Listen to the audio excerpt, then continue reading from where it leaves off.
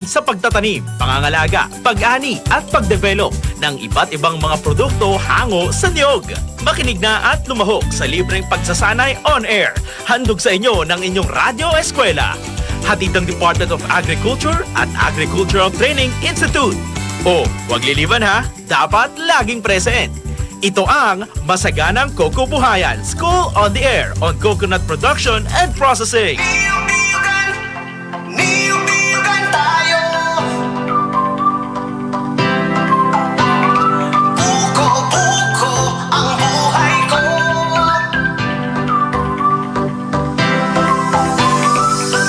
Pilipinas, halika na.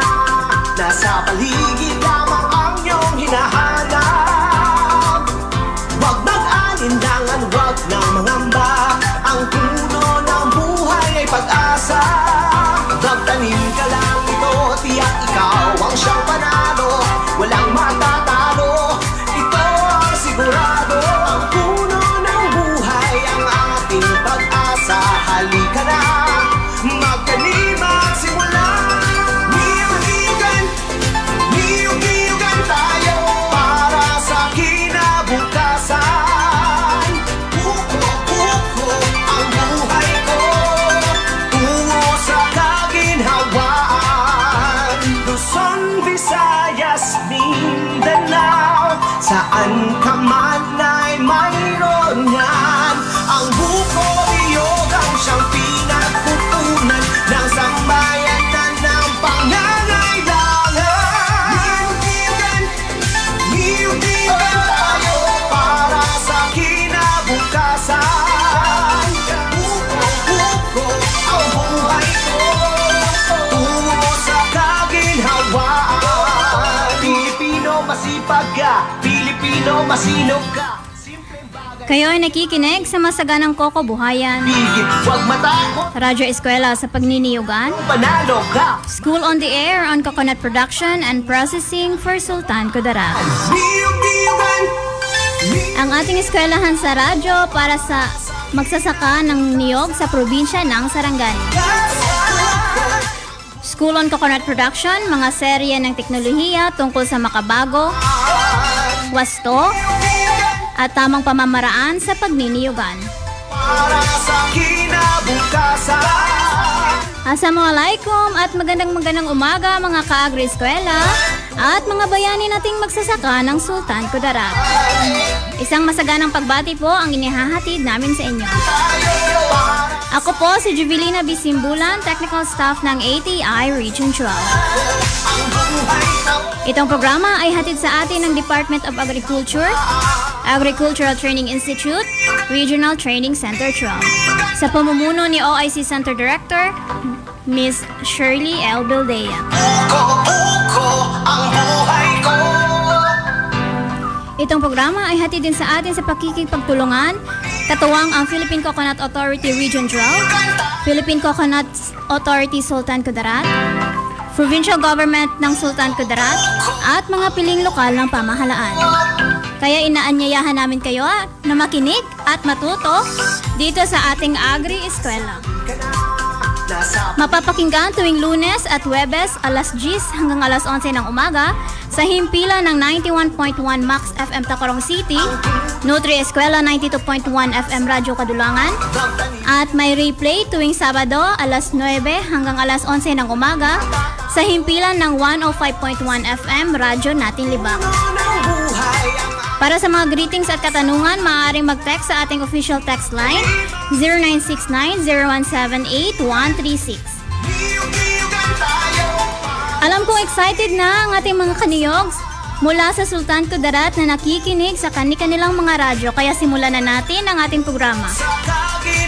Noong nakaraang Huwebes ay nakasama natin ang Coconut Development Officer ng PCA Sultan Kudarat na si Sir John M. Liano, at binahagi niya ang Module 6 o ang Coconut Processing Technology for Food, katulad na lamang ng cocoa sugar at VCO. Para sa kinabukasan. Buko-buko ang buhay ko. Ayan, bago po tayo magsimula, Batiin po muna natin ang mga kaniyog na nakikinig ngayon. From Ma'am Sally Memoria, hello po, good morning. Good morning po sa lahat ng SOA enrollees sa inyo and sa inyo din po, ma'am. Good morning po, Ma'am Sally. Magbabalik po tayo pagkalipas lamang ng ilang paalala. Masaganang kokumuhayan. Masagana, matatag at progresibong industriya. Ito ang inaasam para sa mga magsasaka ng niyog sa bansa. Sa ilalim ng Coconut Farmers and Industry Development Plan ng CFIDP, kayang-kaya. Iba't ibang programa ang nakalaan para sa mga magniniyog. Kasama na rito ang health and medical, scholarships, crop insurance, credit at marketing assistance. Mayroong ding training, access sa iba't ibang pasilidad at mga serbisyo para sa mga samahan at kooperatiba.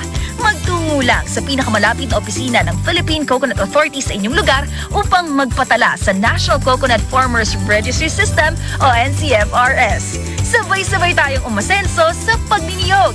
Maging masagana, matatag at progresibo. Kasama ang Department of Agriculture, Agricultural Training Institute, Philippine Coconut Authority at ang CFIDP. Kung ikaw ay magsasaka ng niyog, maraming paraan para maging masagana, matatag at progresibo ang iyong negosyo. Gumamit ng rehistradong hybrid coconut seedlings at mag-intercrop ng kape o kakao sa sakahan. Pwede ring magkaroon ng manukan, kambingan, bakahan o babuyan sa iyong niyugan. Alamin lang ang iba't ibang produkto na pwedeng gawin gamit ang niyog. Lahat ng ito posible sa ilalim ng Coconut Farmers and Industry Development Plan o CFIDP. Magtungo sa pinakamalapit na opisina ng Philippine Coconut Authority sa inyong lugar upang magpatala sa National Coconut Farmers Registry System o NCFRS. Sabay-sabay tayong umasenso sa pagniniyog. Kasama ang Department of Agriculture, Agricultural Training Institute, Philippine Coconut Authority at ang CFIDP. Masaganang kokumuhayan.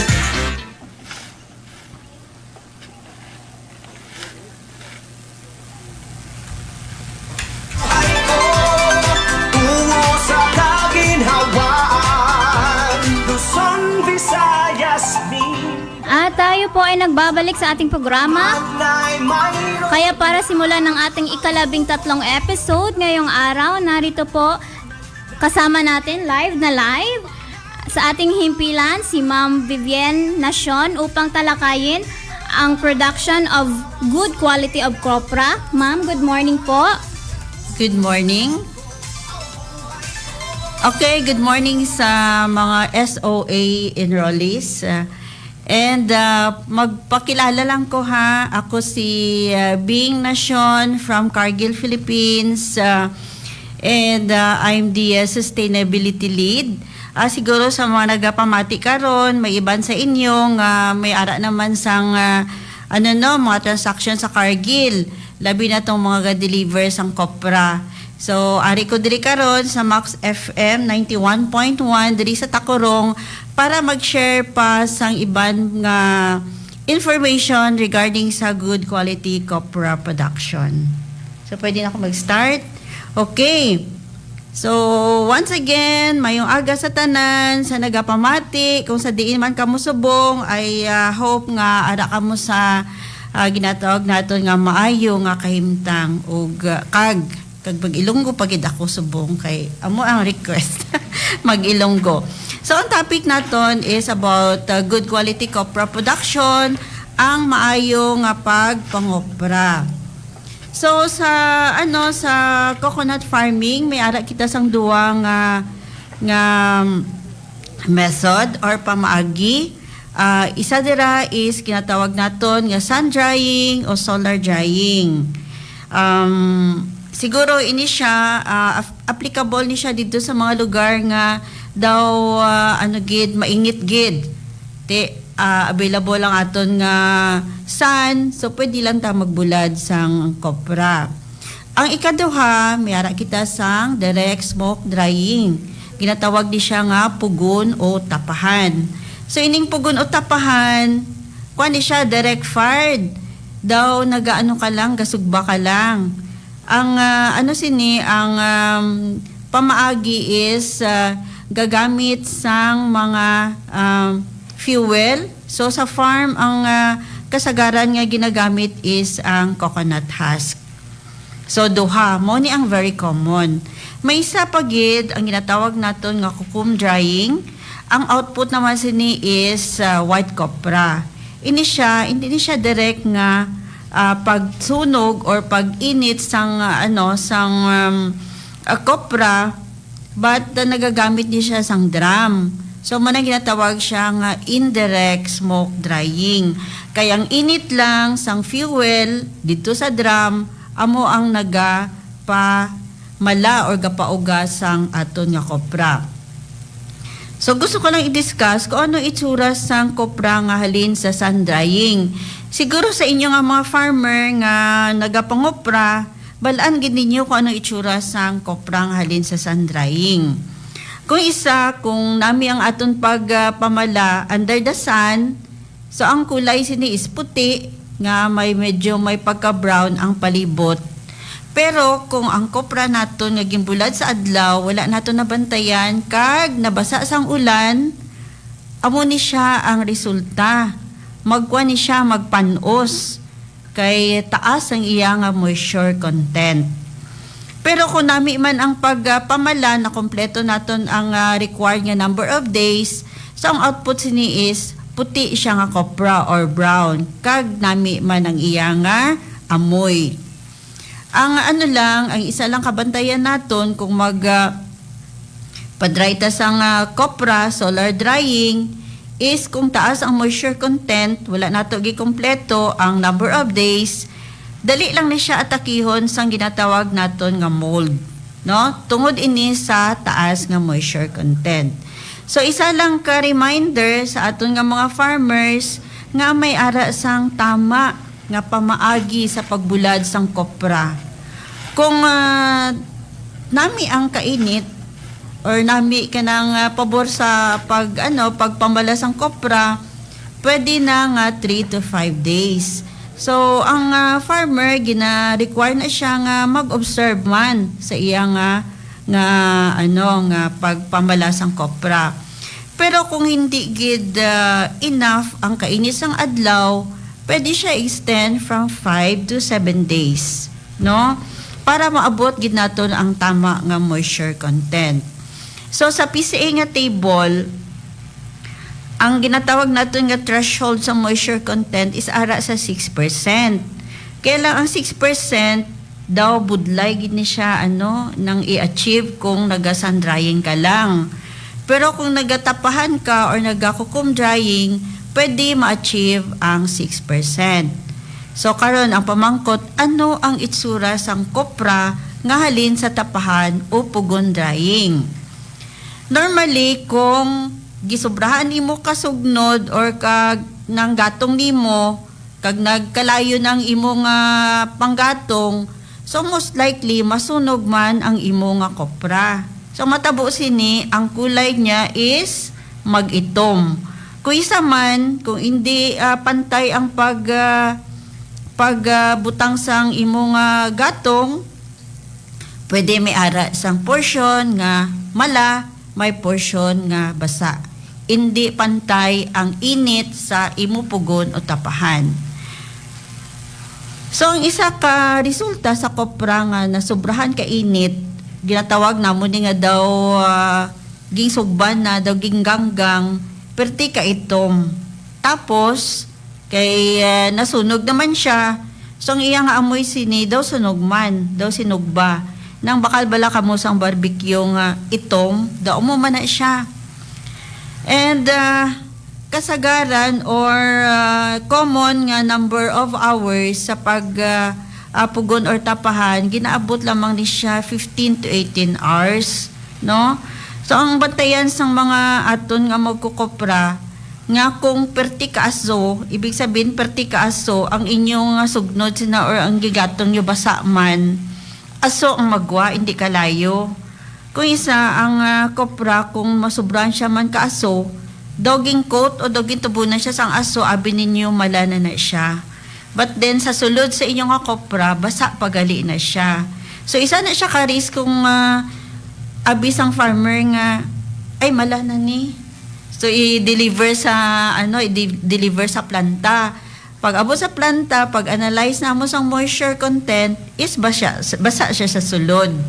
So dapat bantayan sa farmer nga ang paggamit sang pugon, ga require gina siya sang tama nga kainit. Hindi lang kay nag-asong imo nga gatong, tama na to siya.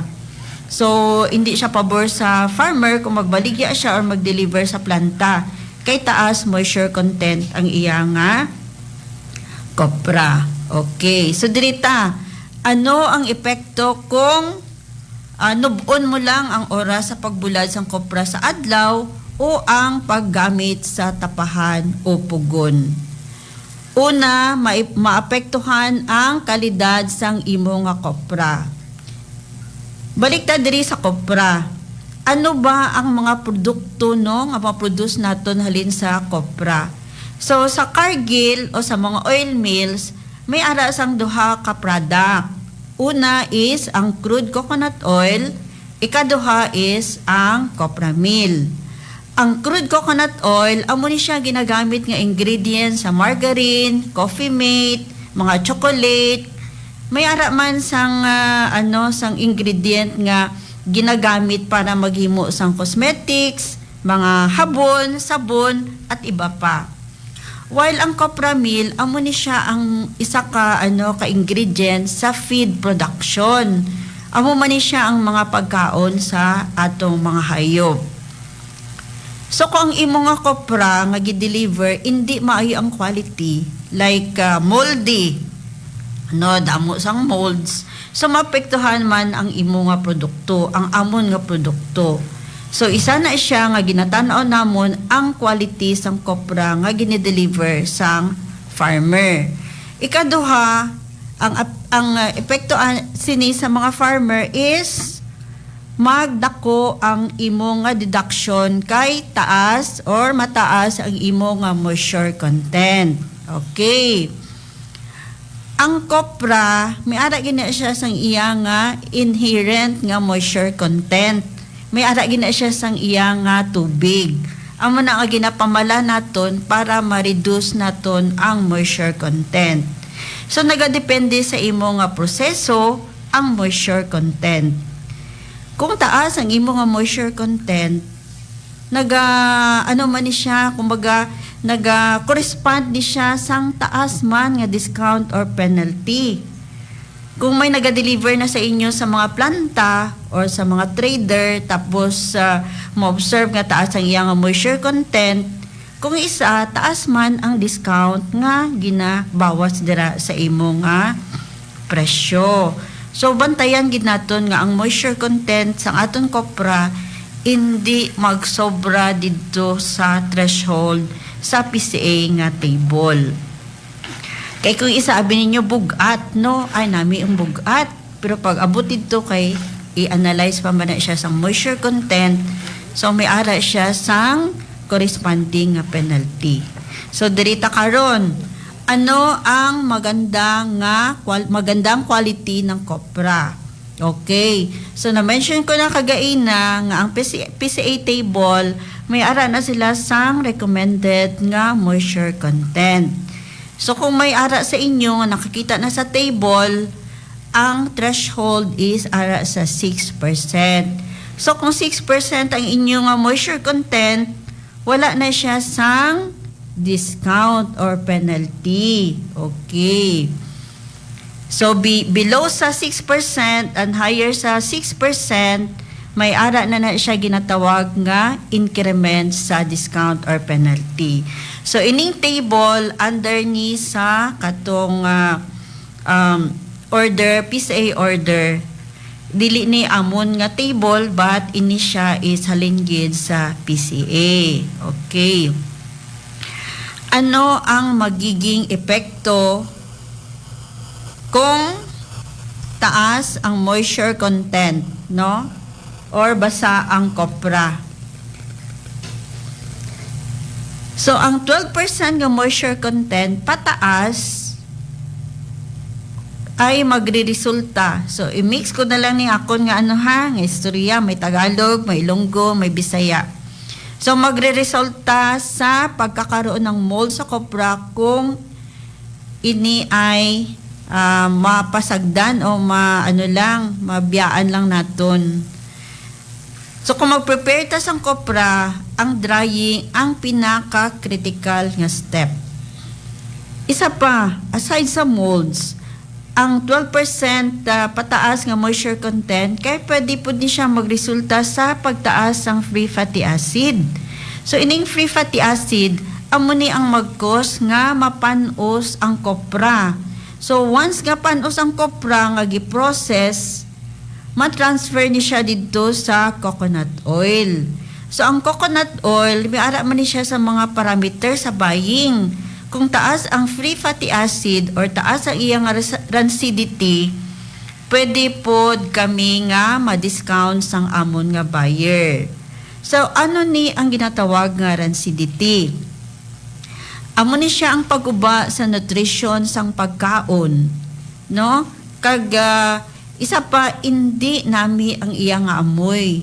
So kung kaunon sang mga animals ang feeds nga taas ang free fatty acid kay may oil pa man siya, hindi maayo sa digestion sang mga hayop.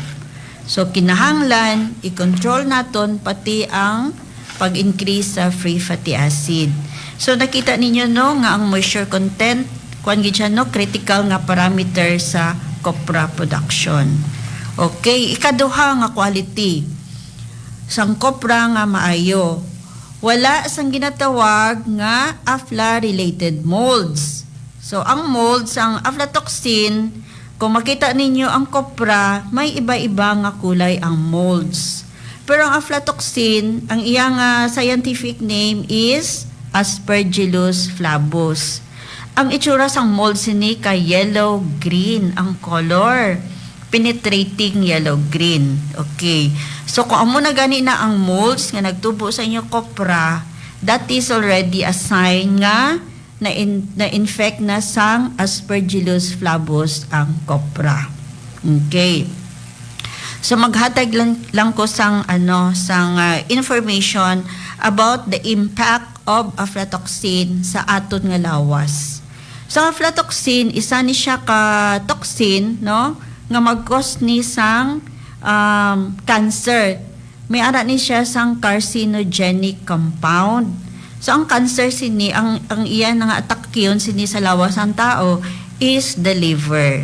So paano ni siya mabalik sa aton? Okay, for example, ang copra nga ging process is high in aflatoxin, no? Taas ang iyang aflatoxin content. Tapos nagproduce siya sang copramil. Okay. Ang copramil ginhimo nga feeds para sa mga baka. And then ang baka nagproduce sang gatas para sa mga infant or para sa mga tao. So kita ang ginatawag nga consumer. So nagabalik sa aton, mao ni ang cycle, nagabalik sa aton ang mga toxin or contaminants. So kita ang maapektuhan. So kung sige ta consume sang product nga taas ang moisture sang aflatoxin content, ibig sabihin mag-aggregate na or develop na sa aton nga lawas until maggawas or magwa ang resulta. So muna na siya, may iban nga may mga liver diseases. So isa na siya ka-cause. Okay. Number 3, ang good quality copra wala sang mga higgo. For example, mga duta or lupa, mga abog, no, mga yabok, kag iba pang ginatawag naton nga foreign matters. So sa pag-process ang copra like sun drying, kuy sa ara dira ang mga higgo, no? Kung sa dalan lang kamo nagabulad or sa mga basketball court kamo nagabulad, any concrete pavement nga pwede buladan, ara dira ang mga contamination. Agian sa mga ido, agian sa mga manok, kung ano pang mag-agi dira, mga usok sa mga truck, kung ano na lang. So muna ginatawag naton nga mga contaminants. So budlay siya i-eliminate, kaamo na ang aton nga kultura, amo na ang aton nga kanang kanang practical no nga solusyon, practical nga method kung diin kita makaproduce ang kopra. Pero may iban nga daw gid kanang ginahungod gid no nga dugangan ang kopra. So sa planta kung mag-deliver ang farmer, pwede na mo na siya i-control. Kay may ara kami ginatawag nga process control. So pwede na mo i-reject ang kopra nga daw sobra na gid ang ginatawag nga contamination like the foreign matters. So pwede na mo na i-reject, di na mo pagbatunon, ibalik na mo sa supplier. Okay. So ikaapat, wala sang inferior nga kopra. Mangkot ka mo, ano man ang inferior? So may duwa ka klase sang inferior kopra. Isa is yang nut, no? Ginatawag natin nga goma. Ano nang goma? Kung may ara ka mo chinilas, amo na ang goma. Ang ang origin sini, gina-harvest natin ang kopra, wala pa kaabot 10 to 12 months. So, ginatawag nga lighod pa, no? Daw butong pa, gina-harvest na natin. Kaya naglagas ka mo sang taas nga presyo sang kopra. So, ang iban, amo na ginahimo. Harveston ko na, kay taas ang presyo subong sang kopra. So, ano resulta sini? Nipis ang iya nga unod. Kag, nubo ang iya nga oil content. Kay immature pa ang lubi nga gi-harvest. Ikaduha nga inferior kopra. Itong gimension ko kagaina. Kung nasubrahan ka sugnod, nasubrahan ka sunog ang kopra. So, may ara kita ginatawag nga black kopra. So, duwa na siya ginatawag namon nga inferior kopra, yang nut, goma, kag dark or black kopra. Pwede na mo i-reject kung tamaan gid kadamo ang inferior kopra. So, bantayan lang natin ha. Kung mag-deliver ta sa planta, mangkotaanay kung ano ang requirement. Okay. Kay nga aman, ang sunog nga kopra, pwede ni siya mag-result sa poor quality. Nubo nga quality sang coconut oil. Ang color sa coconut oil is ito man, no? So masobrahan ang ang refineries ang ilang inputs para ma-bleach ang itom nga color. Kay kinanglan ang output sa refinery is very white nga coconut oil kay for human consumption naman. So muna siya ang mga resulta sa inferior kopra. Okay, dirita. Ano ang maayo nga kalidad sang kopra? So kung kamo nagakopra, pamati kamo diri. Ang unod sang kopra is madamol, makapal ang laman ng kopra. Ang color is white, tapos hamot siya, no? Hamot sang oil. Limpyo kag hindi sunog or wala na batok kay nasubrahan sang kalayo. So muni ang pinaka-ideal gid nga quality sang kopra. Pero hindi lang kamo magkabalaka kay kami nag-accept man kami. May ara man kami sang ginatawag nga acceptable limit, no? May ara siguro sang pipila nga makaproduce sang white copra, amo to sila ang nagagamit sang kukum dryer. Pero sa mga common, gina-accept lang man gyapon namo. Pero tong hambal ko gaina kung nasobrahan na gid, so pwede siya i-reject sang planta. So, kung gusto ninyo mabalaan ang moisture table, available na siya sa PCA para makita ninyo kung mag-deliver ka mo, kag magpukopra ka mo, may i-target gid ka mo nga moisture content. Makita ninyo ano ang corresponding penalty kay gakopra pa lang kamo, ga-compute na kamo kung pila ang inyo nga net income out of copra production. So mga critical nga mga kinahanglan sa pagkopra, una is pag-harvest sang lubi, no? So dapat ang pag-harvest sa lubi is from 10 to 12 months. Ang iba nagalampas sa 12 months kay ginapahulog na lang nila kung wala sila sa mga harvester. Pero hindi ta kopra kung ang inyong nga lubi nagturok na, nagtubo na. Kaya ang epekto sina, no, gamay ang unod. Kaya nagtubo naman siya. Kagamay ang moisture content. Okay. So, sambal ko na kagain na. Ang 10 months below, hulaton nato na ang maabot 12 months bago nato na siya koprahon. Tapos, ang iban man nga na over, no? Kay wala gi kopra, gimpahulog lang, pwede na mag-germinate, no? May mga buwa. So, ibig sabihin, kung may buwa ka na dira, magamay ang unod sang lubi. Okay. So, hindi naton hulaton nga magtubo ang aton nga lubi bago naton koprahon. Ikaduha, ang pagbuak or pagbuka sang lubi. So, may guidelines ta. Ang lubi, kung gibuka na siya, dapat within 4 hours, imo na gina siya nga ibulad, no?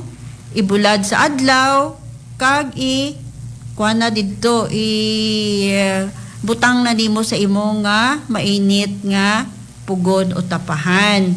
Kay kung maglampas na siya 4 ka oras, magpanos na siya. So, paspas kayo na siya magpanos. Kung natistingan nyo, wala nyo giibulad, wala nyo giinit sa, wala nyo gipugon, pagkabuhasin na panos ang inyong lubi. So, dapat within 4 hours, inyo na siya nga ibulad. Kay kanang mga lubi nga napanos na, maski ano nyo pa nakainit, hindi na siya mabalik sa desired nga quality sang kopra. So, ikatatlo, ang pagpainit. Okay. So, kung kamo nagapugon, hindi pa man ninyo schedule mag-deliver, actually, pwede pa na ninyo i-extend ang ilang pagbulad sa init sa adlaw, kay para mas magnubo pagid ang inyong moisture content. Isa pa, kung init pa ang inyong kopra halin sa pugon, hindi anay isulod sa sako kung mainit. Pwede ipahungaw, i-ventilate lang anay ninyo, ipa-cool down anay ang kopra. Hindi dayon isulod sa sako. Kay ang matabo sina magpawis, magbalas na siya. So pag abri nimo sang sako mo, nagbaho na naman kay nagpawis, no, nagcondense ang ginatawag nga hungaw ng iya nga kainit pa. So kung may mo pa lang pagtapos pugon, ipa-cool down lang anay bago isulod sa sako. Hindi magdali-dali kay mag-deliver pag abot dito sa inyo deliveran, pag abri sang sako na panos kay nagbalhas ang inyong kopra. So, kung may ara sa inyo sang gusto explore, mag-deliver sa Cargill, or kung may ara man sa inyo nga naga-deliver naman sa planta, pwede man kamo makipag-coordinate sang amon nga kopra buyer kay para maka-assist kami kung ano ang process pag-deliver sa Cargill. So, may ara sang mga pamangkot ang aton nga mga listeners. Kung good quality of kopra po, magkano po ang presyo ngayon sa good quality kopra? Good quality kopra. That is a very nice question. Kaya ang presyo namon, magdepende na siya, daily naga-change. Pero kung wala issue, ang amon basihan sa pag-buying is the moisture content. So if you have a good moisture content, kung 6% gid ha, so kung ano to ang presyo sang market, amo man to ang presyo sa imong mga kopra.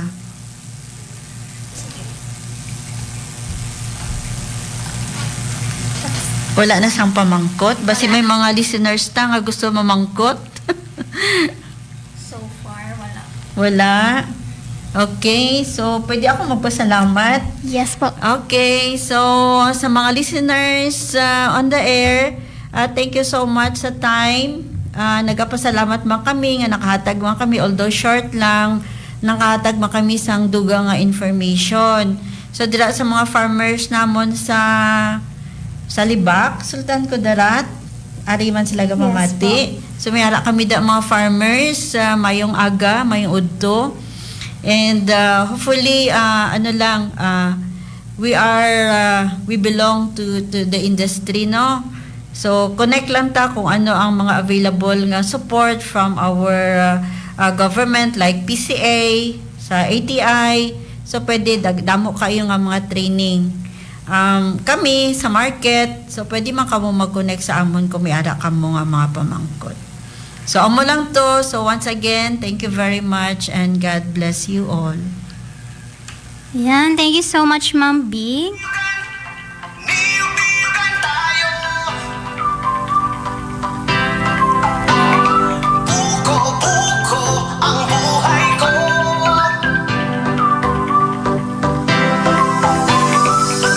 Pilipinas, halika na. Nasa paligid lamang ang iyong hinahanap. Magbabalik po tayo makalipas lamang ng ilang paalala. Huwag nang mangamba. Masaganang Kokobuhayan. Buhay ay pag-asa. Masagana, matatag at progresibong industriya. Ito ang inaasam para sa mga magsasaka ng niyog sa bansa.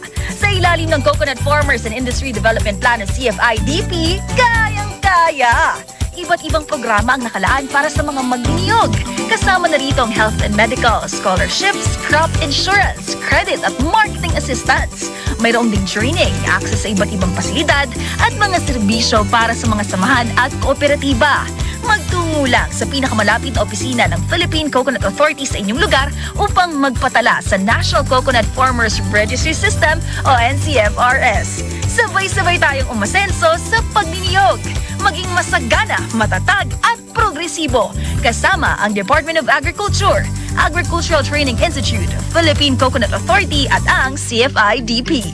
Kung ikaw ay magsasaka ng niyog, maraming paraan para maging masagana, matatag at progresibo ang iyong negosyo. Gumamit ng rehistradong hybrid coconut seedlings at mag-intercrop ng kape o kakao sa sakahan. Pwede ring magkaroon ng manukan, kambingan, bakahan o babuyan sa iyong niyugan. Alamin lang ang iba't ibang produkto na pwedeng gawin gamit ang niyog. Lahat ng ito posible sa ilalim ng Coconut Farmers and Industry Development Plan o CFIDP. Magtungo sa pinakamalapit na opisina ng Philippine Coconut Authority sa inyong lugar upang magpatala sa National Coconut Farmers Registry System o NCFRS. Sabay-sabay tayong umasenso sa pagniniyog. Kasama ang Department of Agriculture, Agricultural Training Institute, Philippine Coconut Authority at ang CFIDP. Masaganang Kokobuhayan. Masaganang Kokobuhayan.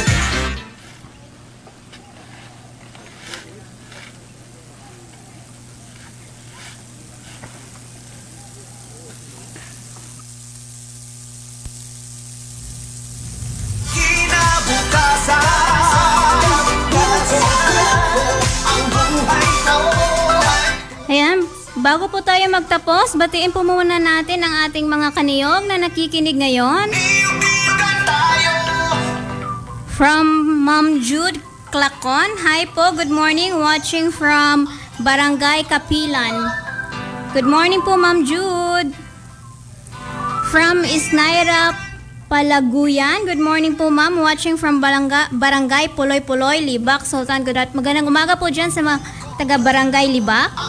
O Libak, Sultan Kudarat. Mula naman po kay Melanie Dumali. Hello, good morning po. Watching from Sinakulay, President Quirino. Magandang umaga po. Huwag mag-alinlangan, huwag nang mangamba. Ang puno ng buhay ay pag-asa. Ayan, tapos na nating mailahad ang programa ng SOA CFIDP's Episode 13 at excited na po ako sa ating susunod na episode. Malapit-lapit na po tayong magtapos. Sa halika na.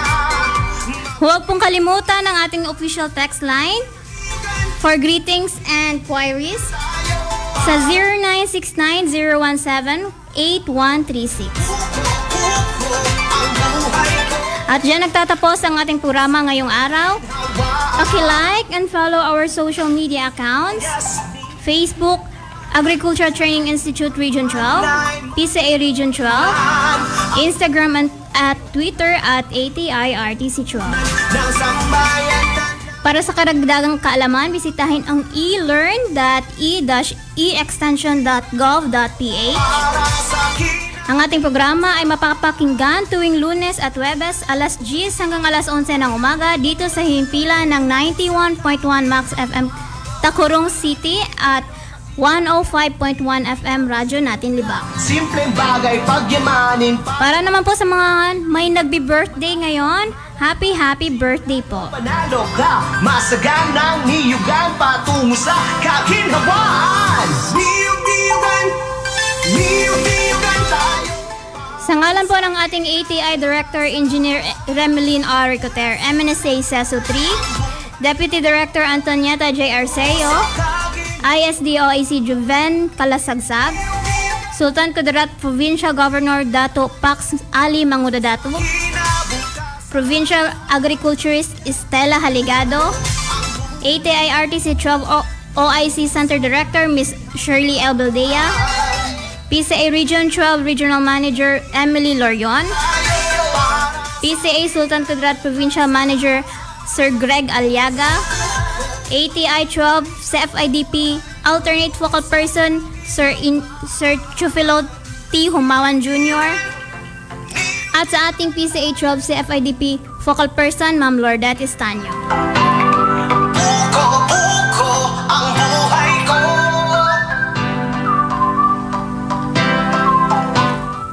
Hanggang sa muling episode ng ating SOA, ako po si Juvelina B. Simbulan na nag-iiwan ng isang magandang umaga. Mga bayaning magsasaka.